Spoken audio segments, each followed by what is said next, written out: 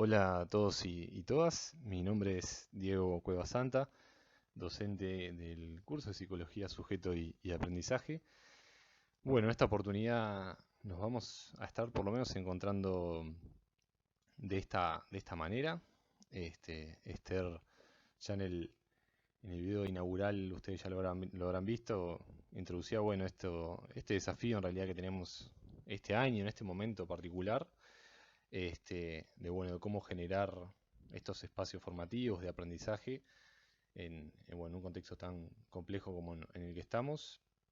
Y bueno, desde el equipo una vez más, darles la bienvenida y el gusto de estar empezando con este curso. De verdad que nosotros ansiábamos como arrancar, quizá no de esta manera, pero bueno, este, nos ayudó también a nosotros a aprender un montón de cosas y bueno, hay esta nueva virtualidad en la que vamos a estar este tiempo, que esperamos nada sea también un aprendizaje para ustedes también. Y bueno, vamos arriba. El, el texto que vamos a estar trabajando en este ratito es el de Corea, que en realidad es un capítulo que se llama Subjetividad Pedagógica y Subjetividad Mediática. Es un capítulo de un libro que escribieron junto con Leukovich. Este, y bueno, básicamente nos vamos a ir metiendo y vamos a ir pasando como por los conceptos centrales en realidad de este texto que ya va anunciando a través de este título, bueno, de qué justamente se va a estar tratando.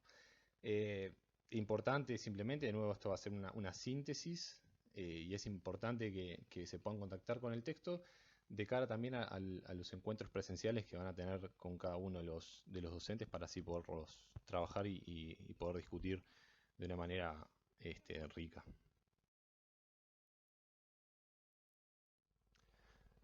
Ya entonces, metiéndonos un poquito en lo que es el texto, es interesante porque Corea arranca este capítulo eh, poniendo en el centro primero a la comunicación como productora de subjetividad. Y es bien interesante porque en particular dentro de lo que es la comunicación va a hablar de algo más específico que tiene que ver con los códigos de la comunicación. Y es bien interesante esto también en relación a que tiene que ver con aquello que es lo común, lo compartido, ese conjunto de significados, ¿sí? Conjunto de reglas, incluso también de provisiones y restricciones que se generan a través de la comunicación. Y esto es un tema bastante central y particularmente al inicio, digamos, de este capítulo, pero también en lo que va a ser todo el capítulo y, por qué no, gran parte del libro, que tiene que ver con cómo o de qué manera esta construcción o esta construcción de un sentido y de un sentido que sea común, compartido, cumple un rol tan importante desde las diferentes instituciones a la hora de poder transmitir, ¿sí? Transmitir en términos de, mm, de poder como en algún sentido generar unas formas de sentido y de subjetividad particular a través de las instituciones. Eso es un poquito en lo que nos vamos a estar metiendo como a partir de ahora. Y acá es bien importante. Corea lo que va a plantear es un pasaje de la comunicación a la información. ¿A qué se va a estar refiriendo con esto? Bueno, ella va a hablar que específicamente se genera una institución del código, esto que recién veíamos, este conjunto de sentidos comunes que se da en la comunicación y que son claves dentro de la subjetividad pedagógica, en el sentido, valga la redundancia, de los sentidos que necesitamos compartir para habitar y para poder justamente comunicarnos con un otro. Y va a decir que la información en realidad y la información, en el desbunde de información, vamos a decirlo así, o el flujo excesivo de la información, genera un barrimiento en realidad de la comunicación y en particular de estos códigos, que ahora lo vamos a profundizar más en detalle en las diapositivas que siguen. Este nos parecía como bien interesante para también compartirlo con ustedes. El cuplé de la Murga La Clave del 2017 se llamaba Ruido. Está muy bueno, si pueden después escucharlo completo, está bien interesante. Em, pero seleccionamos esta partecita que tiene que ver con lo que estábamos hablando recién y con lo que va a venir ahora después. Que tiene que ver con esto que dice acá. Dice, desde que nadie se escucha, las palabras no tienen valor. Desde que nadie se escucha, las palabras solo valen para quien las dice.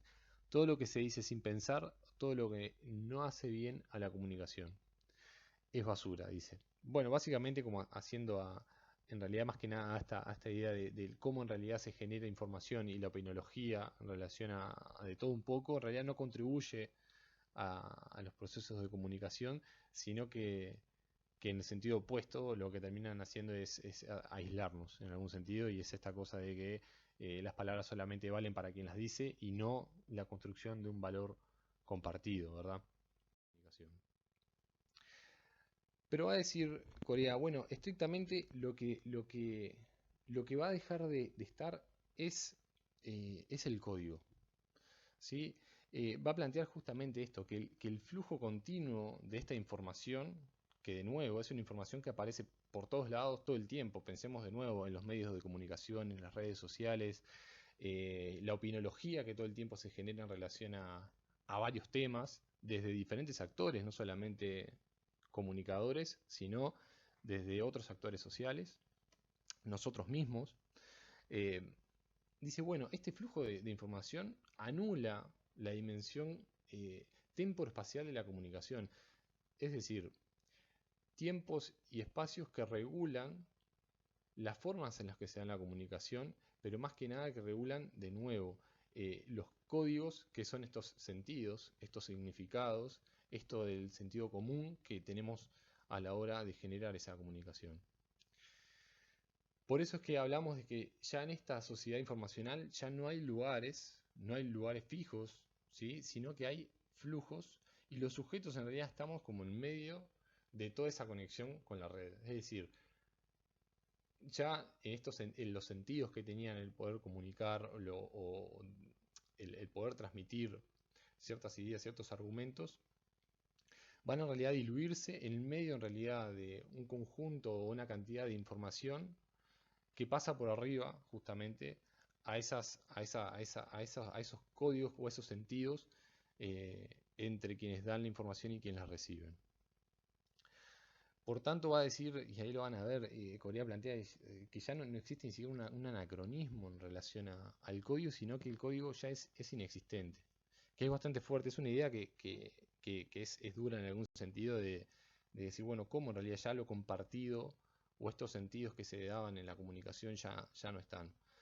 Pero bueno, ella lo va a entender, lo va a conceptualizar y lo va a contextualizar en un marco en el que eh, se da una especie de agotamiento o desvanecimiento de las instituciones, pero en particular y centralmente ella va a poner como bastante énfasis en las instituciones como productoras de sentidos y de subjetividad.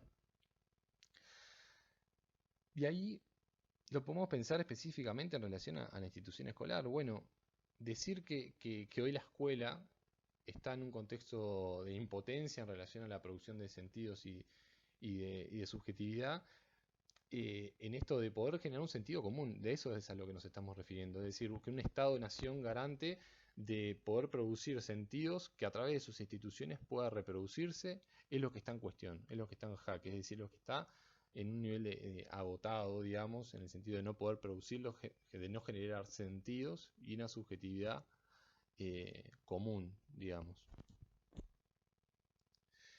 Y en particular, esto que plantea más de los por qué, bueno, ella dentro de algunas de las cosas que plantea va a decir, bueno, todo esto en realidad se va a ver debilitado, perdón, por las lógicas básicamente del capitalismo y del mercado, que en realidad trascienden como los sentidos más fuertes que uno podría tener a través del Estado en relación a una ideología, a una forma común de cómo, o de cómo direccionar o de cómo pensar a la sociedad para entrar en las lógicas de mercado, de oferta y de demanda que hacen que, de nuevo, las ideologías no sean relevantes para ello.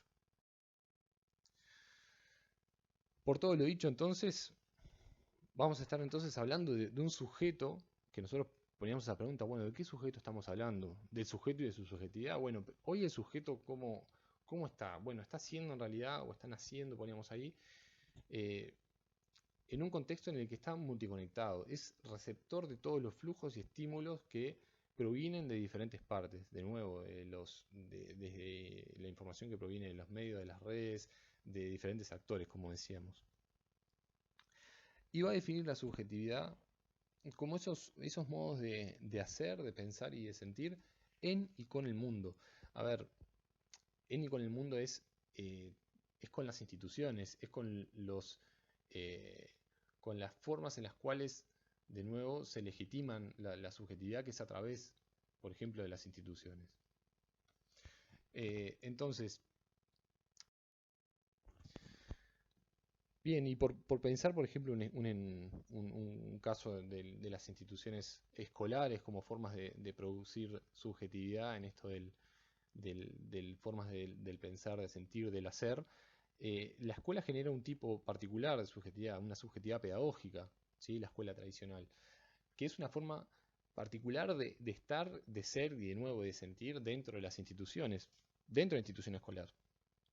Esto es, por ejemplo, desde formas de cómo hablar, de cómo expresarnos, de qué expresar y qué no, de cómo movernos. Es decir, hay ciertas prácticas dentro de las instituciones escolares que no están permitidas. Yo no puedo ponerme a saltar en un banco, romper cosas o jugar incluso en momentos en los cuales cierto tipo de juegos no están permitidos. Entonces, a eso se refiere con esto de la producción de subjetividad, unas formas de ser y estar, de habitar las instituciones eh, muy particular, en el sentido de que son aquellas que, de nuevo, en algún sentido, reproducen también eh, un orden social que se espera de esas instituciones.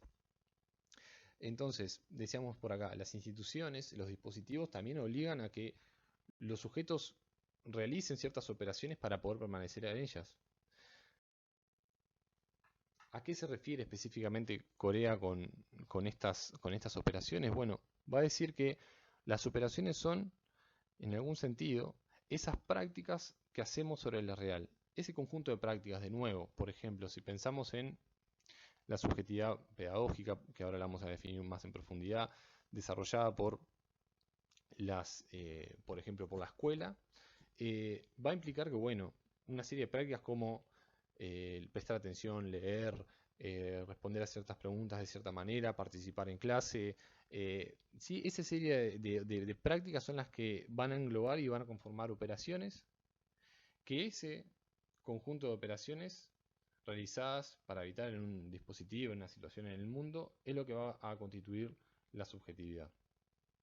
Sí, y esto es bien, bien importante. Estas operaciones son las que, de nuevo, realizamos para algún sentido, construir subjetividad en interacción los, con el mundo, con la realidad, con los dispositivos, con las situaciones en las cuales estamos.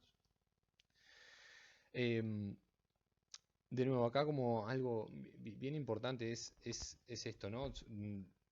Las instituciones van a promover cierto tipo de subjetividad y se va a esperar que los sujetos sean reproductores de esa misma subjetividad. Es decir, no solamente se les va en algún sentido a obligar a que las hagan, sino que además las puedan reproducir.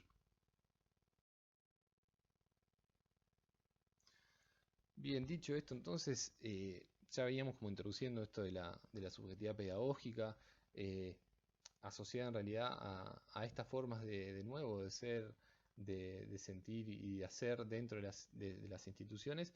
Y eh, la subjetividad mediática, que está más asociada de repente a esto que estábamos hablando de la sociedad de la información, de en realidad de ese proceso mediante el cual hay cúmulos excesivos de información a través de diferentes flujos que atraviesan a los sujetos.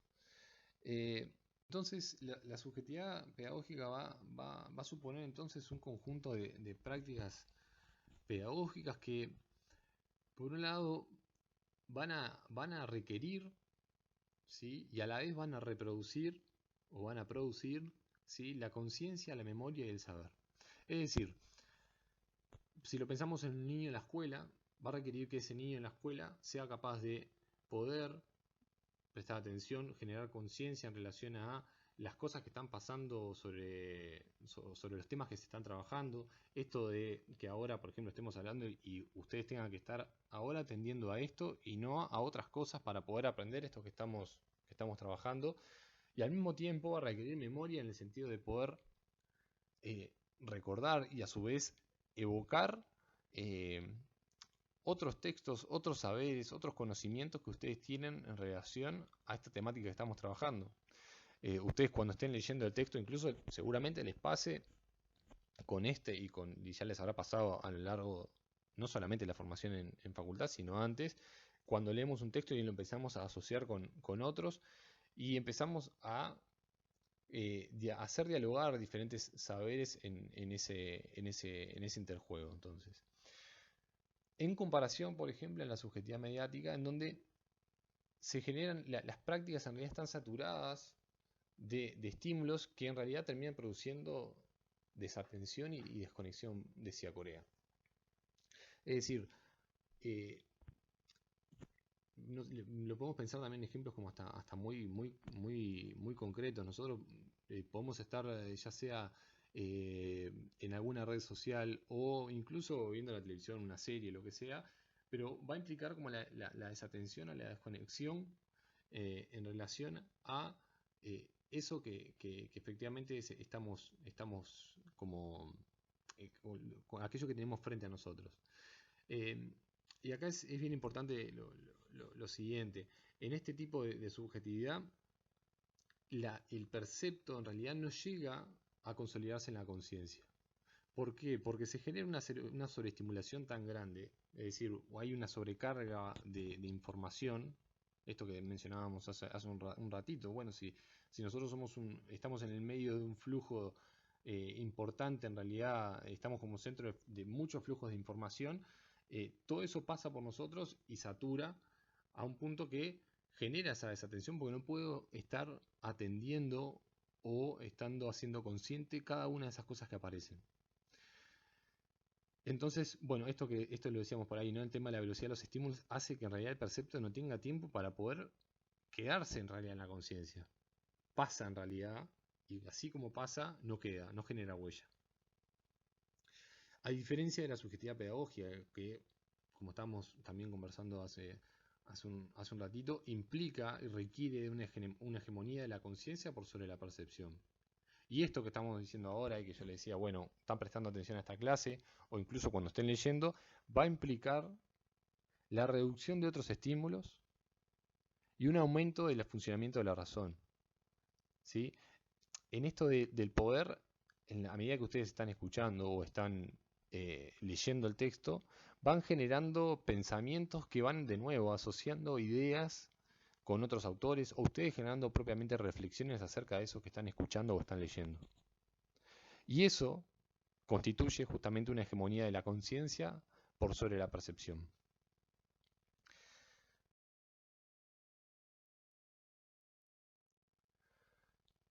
Bien, y a este punto ustedes ya quizá lo han inferido, pero la subjetividad pedagógica implica en realidad el manejo de ciertos símbolos, de ciertos signos en realidad que permitan de alguna manera o que requieren en realidad de nuevo de un manejo complejo de estos, a diferencia de la subjetividad mediática que genera un discurso que es mediático y que funciona en realidad sobre la imagen y la opinión.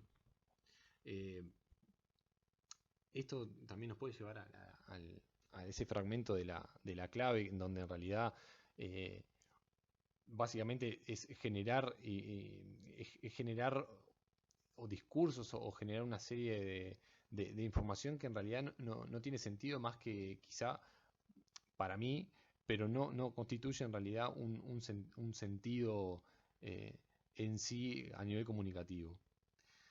Y algo bien importante también que diferencia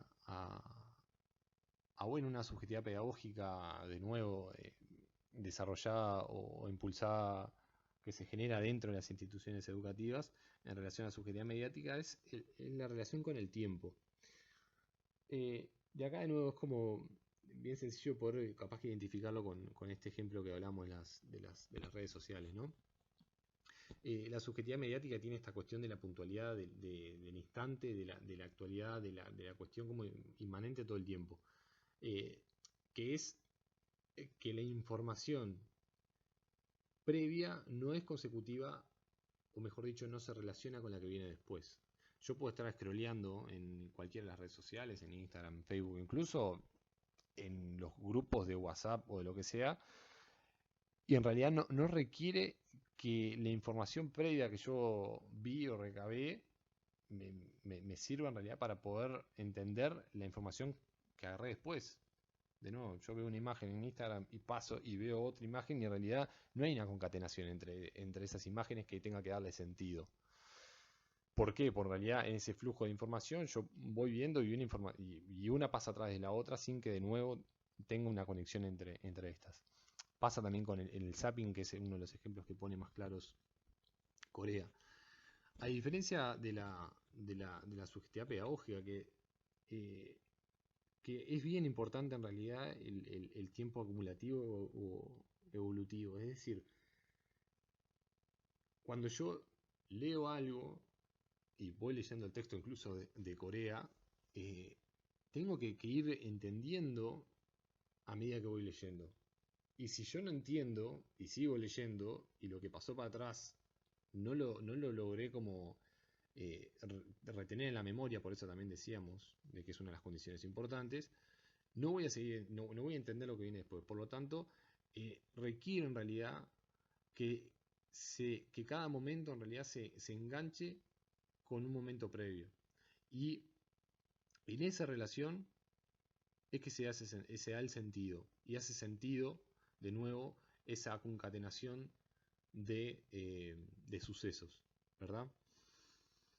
Casi que llegando casi al final de este capítulo, Corea va a introducir como una reflexión en realidad que resulta como bien, bien interesante. Y ella va a plantear, bueno, que en el aire de la información, eh, la saturación que se genera de la información, que como vimos, eh, que a este sujeto interconectado y receptor de múltiples flujos de información, eh, va a conspirar contra toda posibilidad de dar sentido a eso que estamos en realidad como viendo. Eh, y esto con qué, por ejemplo, lo podemos ver en forma muy clara.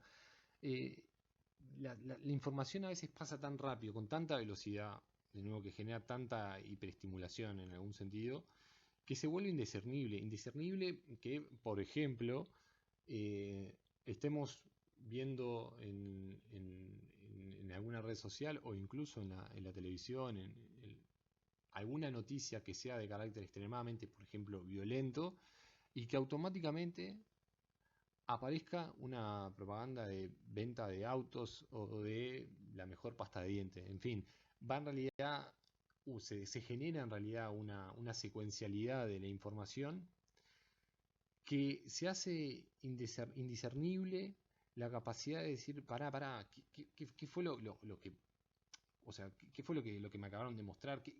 ¿Cuál es el sentido? ¿Qué es lo que me están transmitiendo en realidad en esto? Que en este caso, cuando las instituciones de nuevo, no son capaces de poder generar, construir sentido, construir una subjetividad, y eso de nuevo, recuperando lo que hablábamos al inicio de este video, eh, hace que queden vacíos, y en esos vacíos es que se vuelve justamente indiscernible por esa saturación de información, eh, que es una cosa de la otra. Es decir, que de la información que me acabaron de dar en realidad es tremendamente fuerte y violenta, y ahora en realidad me está mostrando otra cosa que nada que ver. Eh, entonces va a plantear ahí Corea de nuevo que es necesario en realidad en un contexto así desacelerar para poder dar sentido.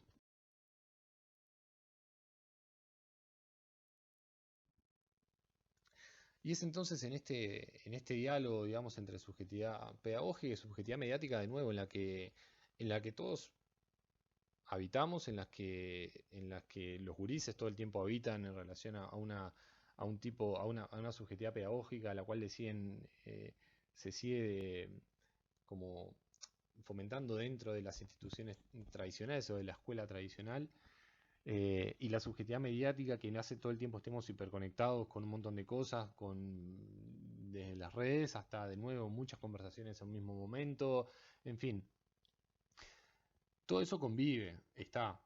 Y la cosa, y en esto nos parece como bien importante y también para poder pensar y reflexionar de qué maneras que también nosotros estamos metidos en todo esto, la necesidad de poder generar la pausa, ¿no? De meter una pausa y generar el encuentro. Y qué importante hablar en este contexto del encuentro y qué importante es en este momento en el que estamos poder pensar estas dos subjetividades y justamente cómo esta subjetividad mediática y toda la información que se está generando en relación al COVID y una serie de cuestiones también asociadas a ella, genera de nuevo una serie de estímulos que a veces no nos permiten pensar. eh, y en nuestro rol, ustedes como estudiantes y futuros profesionales, poder parar para poder pensar, reflexionar acerca de esto que está pasando y también, ¿por qué no?, poder pensar qué cosas podríamos hacer en relación a eso, en relación a nuestra formación, en relación a la situación general en la cual estamos viviendo. Así que nada, un poco por ahí iba la síntesis de este texto.